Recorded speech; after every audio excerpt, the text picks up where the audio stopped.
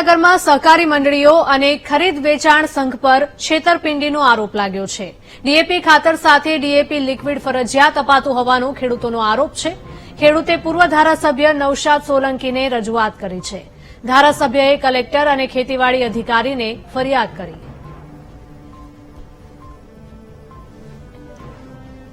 સુરેન્દ્રનગર જિલ્લાની અંદર જે ખરીદ વેચાણ સંઘો છે ત્યાંથી ખેડૂતો માટે ડીએપીનું ખાતર ઇસ્યુ કરવામાં આવે છે અને સરકારે આ સંઘો આ મંડળીઓને ખાતર ઇસ્યુ કરવા માટેના લાયસન્સ આપેલા છે, પરંતુ આ લાયસન્સની આડની અંદર ડીએપીની કુલ 3 કે 5 થેલી તમે લો તો ફરજિયાત ડીએપી લિક્વિડ ખાતર આવે।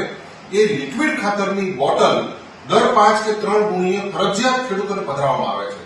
ખેડૂતો ના પાડે કે અમારા ખાતર જોતું નથી, અમારા લિક્વિડની બોટલ જોતી નથી, અમને ઉપયોગમાં આવતી નથી, તેમ છતાં આજે આ સંઘના જે પદાધિકારીઓ છે એ ફરજિયાતપણે આવું ખાતરનું વેચાણ કરે છે। આની આ ફરિયાદો મળેલી। આજે મેં પાટડી ખરીદ વેચાણ સંઘે ગયેલા અને ત્યાં હાજરીની અંદર ચેરમેન પણ પોતે હાજર હતા, ત્યાંના મેનેજર વિજયભાઈ હાજર હતા અને ભોગીલાલભાઈ કર્મચારી હાજર હતા। એ લોકોને મેં જાતે રૂબરૂ પૂછ્યું કે ભાઈ તમે આ ખાતરની જે થેલીઓ વેચો છો એની સાથે ફરજિયાત તમે આ લિક્વિડ ખાતર વેચો છો કે કેમ, અને એના વગર તમે લોકોને ખાતર આપો છો કે કેમ? ત્યારે લોકોએ સ્પષ્ટ જણાવ્યું કે અમે આ જે લિક્વિડ ડીએપી છે એના સિવાય અમે ખાતરની થેલીઓ આપતા નથી। મેં માન્ય મામલતદારશ્રીને ફોન કર્યો, પ્રાંતશ્રીને ફોન કર્યો, ડેપ્યુટી નિયામક છે ખેતીવાડી વિસ્તરણ એને પણ ફોન કર્યો અને ખાતરી કરી કે સરકારનો આવો કોઈ જ જિહાદ નથી। ખેડૂત એની પાસે ખાતર માંગે તો એને માત્ર ખાતર જ આપવાનું હોય છે, કોઈ પણ વસ્તુનું વેચાણ ફરજિયાત થઈ શકે નહીં। આ કાયદાનો સદંતર ભંગ છે।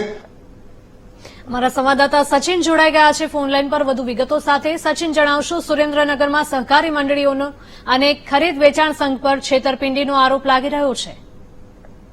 જો વાત કરવામાં તો સુરેન્દ્રનગર જિલ્લામાં સરકારી મંડળી અને ખરીદ વેચાણ સંઘ ઉપર ખેડૂતો સાથે છેતરપિંડીનો આરોપ લાગી રહ્યો હતો, જેને લઈને પાટડીના પૂર્વ કોંગ્રેસના ધારાસભ્ય નૌશાદ સોલંકીએ કલેક્ટર અને ખેતીવાડી અધિકારીને રજૂઆત કરી હતી અને પૂર્વ ધારાસભ્ય ખેડૂતો સાથે ઉજ્જવલાઈ છેતરપિંડી કર્યાનો આક્ષેપ કરવામાં આવ્યો હતો। જી બિલકુલ સચિન, આભાર।